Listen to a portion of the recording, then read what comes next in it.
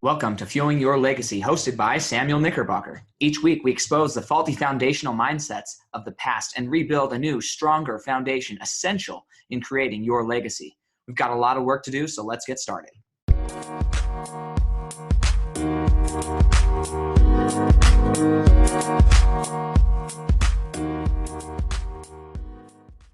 Sex. It's the grim reaper of all success. Imagine that. Sex and success are actually on opposite ends of the spectrum. Interesting. So why do I say that, and how would I know that? Well, today we're going to be talking about Think and Grow Rich, the book by Napoleon Hill. And I want to talk about just another book that I've read that's kind of along those same lines. There's tons of these Think and Grow Rich books. This one that I've read, though, is called Read and Grow Rich by Burke Hedges, and it's all about same concepts, but placed into why it's important to read books. So fantastic information there. And then there's obviously Think and Grow Rich by Napoleon Hill, a complete classic text. This is, like, honestly, one of the best books you can ever read about success and how it happens. So before we get started, I want to foreshadow something that's super important. Think and Grow Rich is phenomenal, and we are going to be talking a lot about that at the Next Generation Wealth and Legacy Workshop that's happening on May 11th in Sandy, Utah, at Sandy High House, 8:30 a.m. to about 6:30 p.m. And we're going to go into a deep dive, much like Think and Grow Rich does, deep dive into wealth and also legacy. Now, think about wealth. Think and Grow Rich is very what I would say highly specific to the mentality and how to attain wealth, how to attain riches. However, although that's important, wealth, I think, is in a broader topic, and there's a lot of things that are not talked about in Think and Grow Rich that are necessary for us to understand. Not that they aren't the rules of money necessarily as far as how to attain wealth, but in Think and Grow Rich, they're not necessarily going into the nitty-gritties about how to really manage the rules of money in our current day economy and financial system, monetary system that we're in America right now today. So there's going to be a little bit different of things that I'm going to teach myself and Travis Brady, who is co-authoring and hosting the Next Generation Legacy and Wealth Workshop.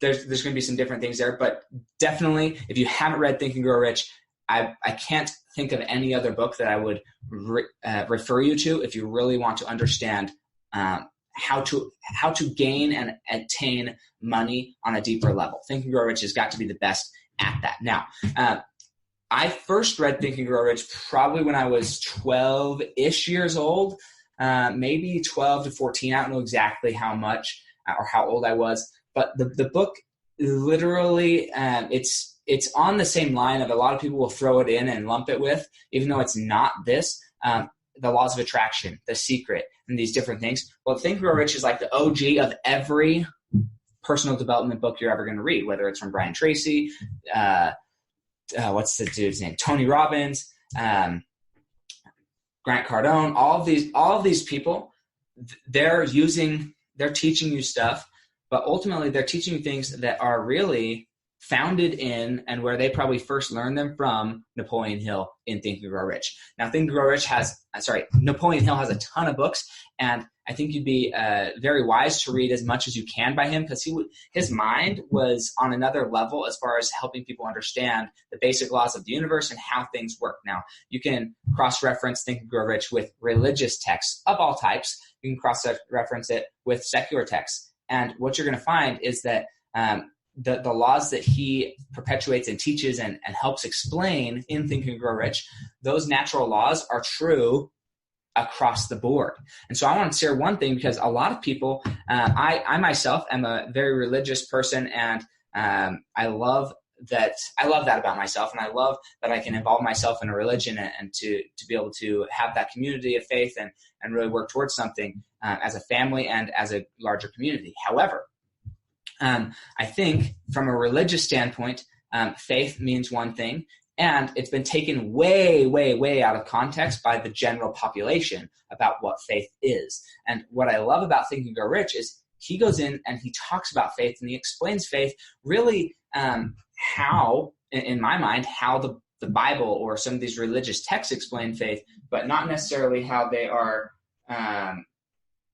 understood in general population about what faith is. So faith, we hear it all the time. It says it in the Bible multiple times that faith without works is dead, or faith is a principle of action, right? Faith is these different things. And it's interesting. People just still somehow they believe that faith is just believing something. Faith is getting to a point where you're going to, you believe something. They really believe that faith and belief are the same, that they're synonymous. And faith and belief I don't believe could be any further from synonymous, right? They're just not even the same, because faith is the response to certainty. If I were to say it, I don't know if I could even say it more clear than that, but faith is a response of certainty, right? So once you're certain about something, once you believe something so certainly that you can almost feel it, touch it, taste it, smell it, you've involved all of your senses, spatioception, like there's actually like 29 different senses. I don't know if you guys knew that. Maybe I'll have to do a podcast on them all one time. Because I was shocked when I found out, but most people think there's only 5 senses. There's actually well over 5, and there's like 29 or 30 different senses. That's way off topic, but cool nonetheless. But faith, once you are so certain about something, you've desired after it and you are absolutely certain, then faith is the natural reaction. It's a natural response to certainty. Because once we're certain about something, that this is the way something is going to happen, this is exactly how something is going to manifest itself, or how my family is going to act towards me, whatever it is. Once I'm certain about a situation, then my whole entire being naturally responds to that belief.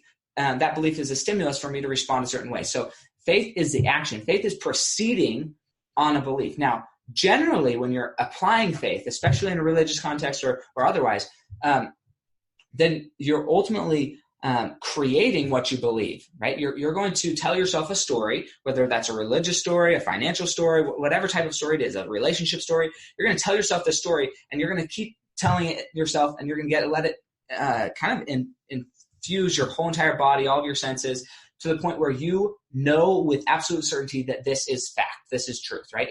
In your world, this is truth. And then you're going to act on that. And that action, that's faith. Taking action based on this certainty, the action part is what faith is. Napoleon Hill does a fantastic job at really nailing down, helping people understand what faith is. And I think if you've got nothing else out of Think and Grow Rich, if you just went and read the faith section of it, your life could change dramatically. With a greater understanding about it, you can actually now enact that law. We talk about faith. We say, especially in religion, we say, oh, you should have more faith. The faith of a mustard seed would change everything, right? Or when Christ was healing people and his apostles tried to heal people, and then they're like, well, why can't I do this? Because you don't have the faith. Why can't I walk on water? Because you don't have the faith, right? It's because you don't actually, with certainty, believe that can happen.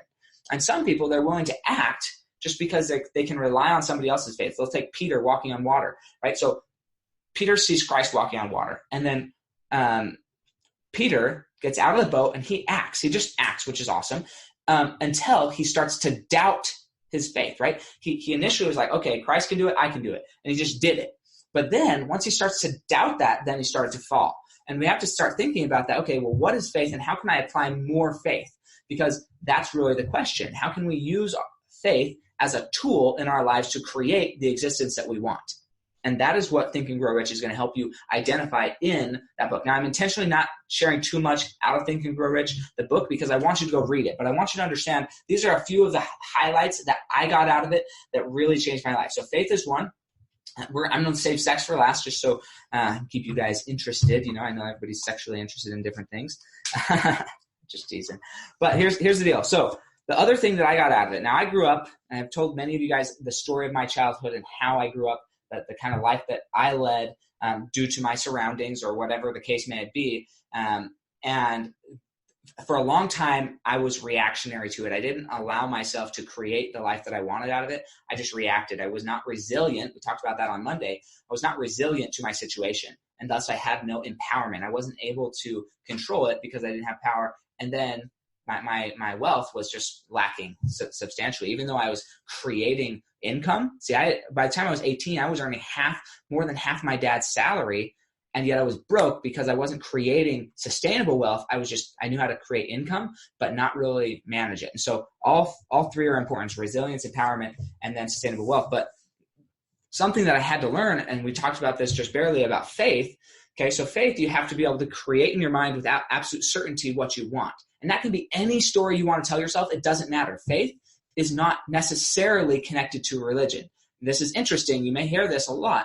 Faith in Christ. Faith, like believe in Christ, right? What they're saying is faith is a standalone principle, and then you need to apply that principle to Christ. Okay, so that's how we can have faith in Christ. We can apply the principle of faith to our belief in Christ. So we can have an absolute certainty of belief in Christ, and we can act on that certainty. But the faith is the action. Faith is the thing that we're doing, and we can apply that to Christ. We could have faith in money. We could have faith in Iraq. We could have faith in the United States of America. We could have faith in an individual. It doesn't matter. Faith is a standalone principle, and too many times people think, well, it's only true faith if it's connected to Christ. And nothing in the scriptures has ever made that, in my mind, has never made that argument. Faith is always a standalone principle. We talk about it as a standalone principle in many parts of the scriptures. We just talk about it. And then the person who's talking about it invites, implores, exhorts, whatever, to say, okay, now use this principle, have faith in Christ. Okay, so make sure that you understand the difference between Christ and faith, and how you can apply faith in Christ. So make your relationship with Christ so much more meaningful once you understand that you're actually applying faith in Christ, not that faith in Christ is one thing. Now, faith in Christ is not the full concept. Faith is a concept, Christ is a concept, and you can have faith in Christ. Okay, you can apply one concept to another concept, and it magnifies that concept, which is awesome. But making sure that you understand that you're having faith in Christ and that they're two separate things, that helps you apply faith in way, way, way, way more other areas of your life, rather than like, well, I don't see how faith in Christ applies to me earning income, so I'm going to separate the two. What happens then is you end up throwing the baby out with bathwater, and you get rid of faith entirely in all other areas of life except for religion, and then you're miserable, you're unhappy, you're failing, your marriages are failing, your income's failing, you're failing at being a parent, all these things because you aren't actually applying the principle of faith into every area of your life as well as Christ. You're saying, well, how does faith in Christ as a coupled thing actually can apply? So that's super important. But what was next important, why Napoleon Hill talks about this, is for the issue of imagination. So I didn't grow up having imagination. I had a few friends who would try and play like cops and robbers, Indians and cowboys or whatever. And I always just thought it was the dumbest thing. We didn't grow up with TV. We grew up talking to adults, or at least other homeschooled kids who behaved like adults because they talked like adults and met with adults. And so my whole childhood, I don't really feel like I had any level of imagination, like zero imagination. And that led to kind of this cynical, realistic, right, in scare quotes, view of the world, right? The story I was telling myself was all about realism, all about the negatives of like, well, yeah, the negative side is a statistic. And what Think and Grow Rich helped me do is he talks about different types of imagination and how to really foster imagination in your mind and how to make it start working for you. And so what I'm going to share with you here is what are the two forms of imagination that he talks about. I'm going to read directly from the text here for a little bit because I think this aspect is super, super valuable, and I don't want to misquote him on this. So the two forms of imagination are synthetic imagination and creative imagination. So synthetic imagination is through this faculty, one may arrange old concepts, ideas, or plans into new combinations. This faculty creates nothing. It merely works with the material of existence, of experience, education, and observation with which it is fed.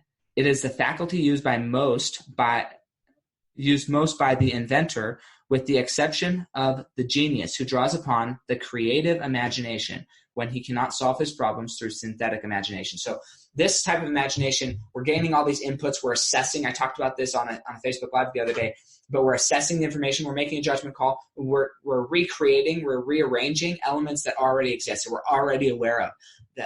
So let's take, for instance, we'll take phones, right? So a telephone wasn't, it kind of was creating something new, but a lot of it was taking, the ability to talk through the air, right? We'll say talk through the air. So the ability to make a phone call, the ability to send a text message or an email, right? Some type of text communication, the ability to attached to the internet, the ability to take a picture, the ability to take a video, right? So they combined all of these rough elements into one and said, okay, now this is a new type of device that has all of these elements into one, but all of the elements were already there.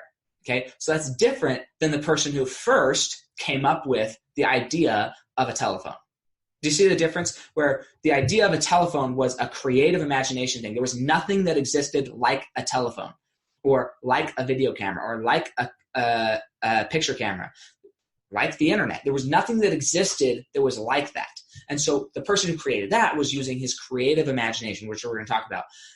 But now that we have that, and now when people are reusing that or using it for repurposing into different aspects or different pieces of electronics, that's just a synthetic imagination. Now we're saying, okay, well, with all the stuff that we have and we know about, how can we recreate it into something that we like? And so just understand that too, both are essential because money is already here. There's so many aspects of who I want to be and my legacy that are already here. And I just synthetically created in my imagination what I want that to look like. When you're creating a home, you're synthetically creating a home to the point that you're taking this aspect from this home, this type of bathroom, this kitchen, this living room, whatever, and you're all putting it into one home. So that's more of a synthetic thing if you're matching them up. Now, if you're sitting down, you're saying, okay, in my imagination, this is what I want my house to look like. That's more of a creative imagination. So let's read now a little bit more of the creative imagination. Through the faculty of creative imagination, the finite mind of man has direct communication with infinite intelligence. It is the faculty through which hunches and inspirations are received. It is by this faculty that all basic new ideas are handed over to man. It is through this faculty that thought vibrations from the minds of others are received. It is through this faculty that one individual may tune in or communicate with the subconscious minds of other men. Creative imagination works automatically in the manner described in subsequent pages. Okay, so then he goes through and to really describe imagination and how to magnify your creative imagination, because it's important to understand what are the different levels of imagination and how to apply them. And so that's one area that's just phenomenal. I didn't want to misquote him on that because imagination, that's probably one of the biggest things that I got out of this book is just learning how to imagine, how to use my imagination, and how to create the existence that I wanted so that my life consists of everything that I want in my life rather than letting things happen to me, right? So we talked about the resilience, we talked about the empowerment and the sustainable wealth. Well, the resilience, I had to learn how to be resilient and learn to take control of my life and say, okay, well, what actually is in my life, right? What is? And identify what is and be okay with it. Once I was okay with that, then I was actually able to be resilient to change what is. And then that's where the empowerment came, knowing that I had control over it. Now I need to know how to use that control. Now I know that I can create my life. How do I do that? How do I actually go about creating the life and existence that I want? And that is where learning how to have an imagination was crucial in that empowerment process. Okay. Now, when we get into the sustainable wealth or the fear, we have to understand what are things that people are scared of in that area. Like, why are people not all incredibly wealthy? Why do people not all have the full entire level of success that they desire? And Napoleon Hill deduces it down to there's 6 basic fears that everybody's going to encounter at least once in their life, and learning how to master these fears and overcome them and not allow them to be at all part of your world that you're creating or part of that imagination, because people will imagine the worst case scenario, right? They'll go into these fears and they'll create their imagination of all these worst case scenarios, and then that's what they create in their life. And so how do we eliminate these? But you can't eliminate them if you're not aware of them. So gaining awareness is a key principle here in resilience and empowerment. Okay, so what are the 6 basic fears that he talks about?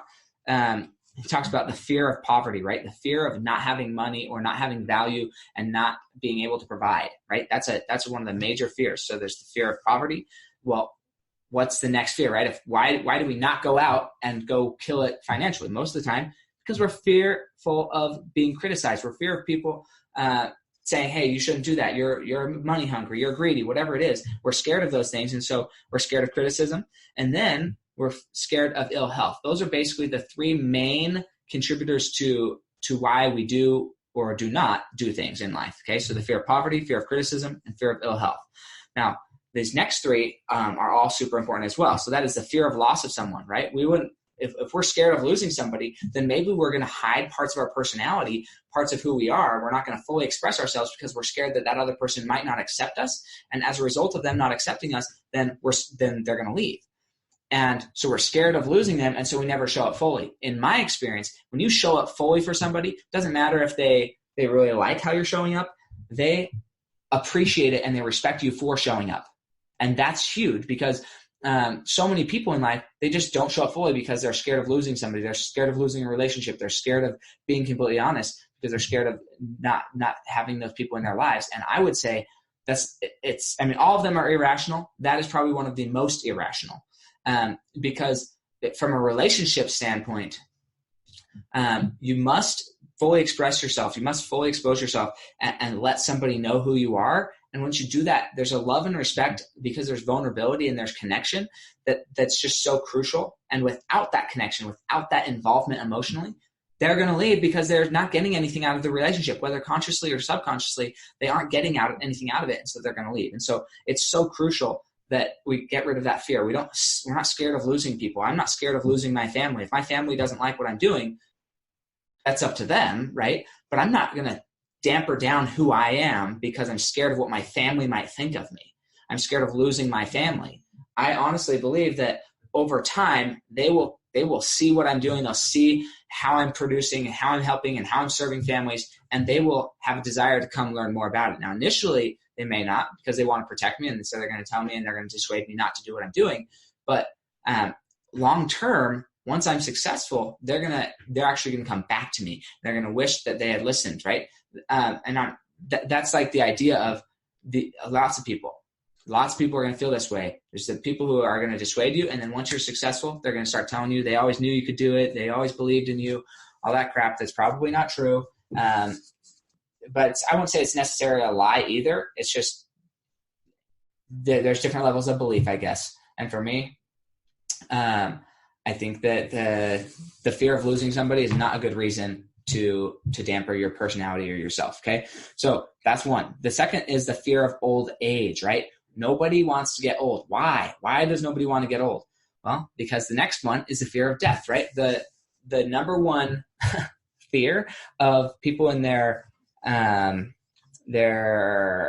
like 70s, 80s, and 90s is the fear of outliving their income. They're more scared of being poor and getting old and not being able to produce. They're more scared of poverty than they are even of death. It's crazy.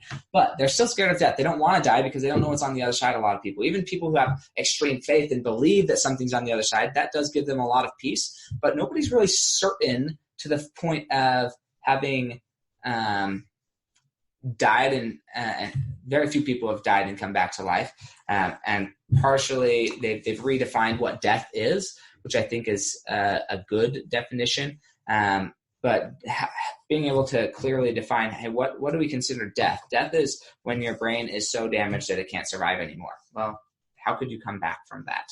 I don't know. It's an interesting thing. But you can definitely leave this consciousness, leave this body, and come back to this body and still be you could have had another experience outside of this body and then come back to this body. And I do believe that. So understanding just the different fears can help you. Okay, well, why am I scared to jump out of an airplane and go skydiving? Well, it's probably because I'm scared of dying. Okay, well, that's a fear. Now that I know that I'm scared of that, can I address this fear and do something anyways? But if I don't know why I'm scared, then it's really hard to maneuver life because you don't know what's holding you back. Well, what's holding you back comes down to one of those 6 basic fears. Once we identify it, we can actually talk about it.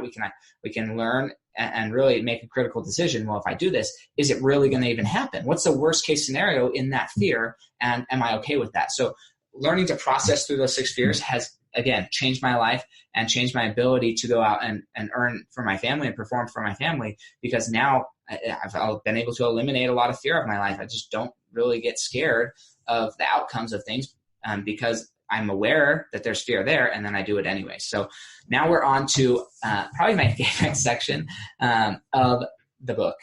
And I don't know if it's my favorite section just because it's talking about sex or because it actually is super helpful. But just like I said in the beginning of this, people who are, you basically need to stop having sex to be successful. Now, that's maybe an overgeneralization, but here's what he says. There's 3 purposes of sex. Okay, there's 3 reasons why we have this as humans and the benefits of this. Keep in mind that very few mammals in the animal kingdom, you could say, so we'll lump ourselves in there. Very few animals have sex for fun. Most have sex for reproduction. Some of them have sex for therapy, sexual therapy, but most don't have sex unless they're reproducing. That's called in heat. And like when they're ready to have babies, then that's when they're going to go aggressively seek out a sexual partner. And that's how most of the animal kingdom works. So humans are kind of an outlier in the idea of having sex for fun, and without the intention of actually procreating. So here's the 3 things that he says are the purpose of sex. And he says, the emotion of sex has back of it the possibility of 3 constructive potentialities. They are, first, the perpetuation of mankind, right? We need to have sex to perpetuate mankind, to have children. Second, the maintenance of health. As a therapeutic agency, it has no equal, right? So there's nothing that's as equal as having sex, right? And I actually did a book review it was a while ago. It's called Sleep Smarter by Sean Stevenson.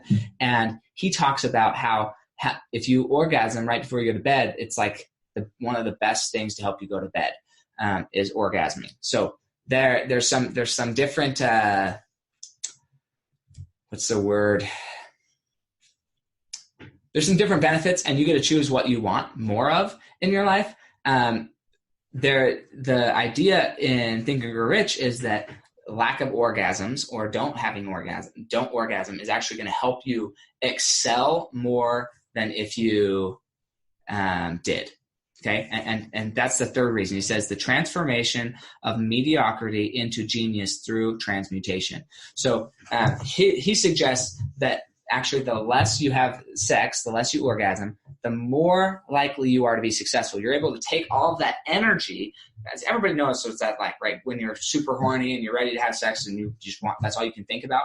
If you took all of that energy and let that drive and that desire be satisfied with an achievement rather than an orgasm, but actually achieving something in your life, then your level of success would rise increasingly. And so this is why what's the average age of most people who are entering the higher net worth individuals in the world, right? So we're talking like multi-millionaires. I think it's almost close to billionaires now that we classify here as far as wealthy.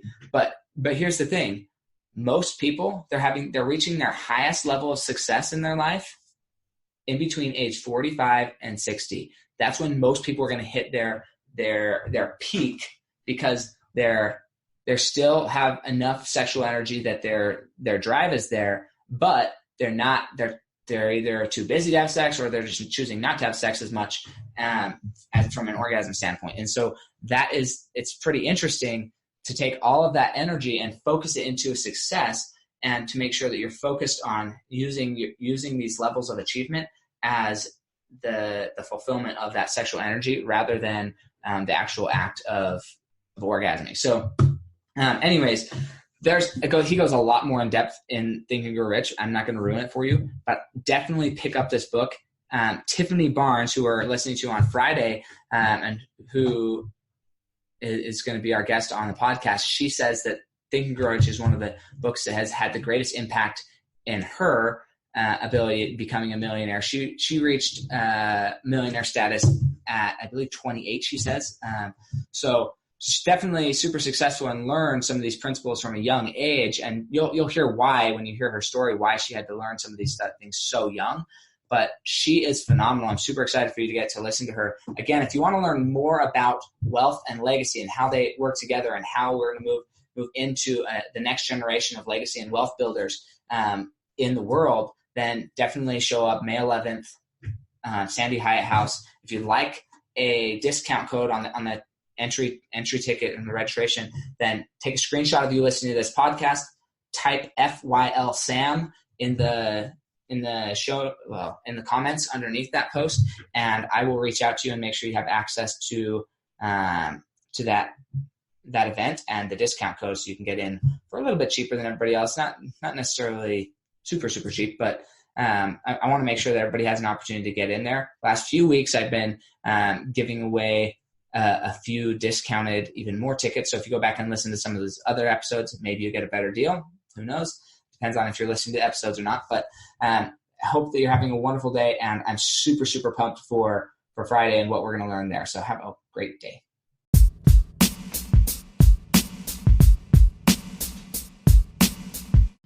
Thanks for joining us today. If what you heard resonated with you, please like, comment, and share on social media. Tag me so I can give you a shout out on the next episode.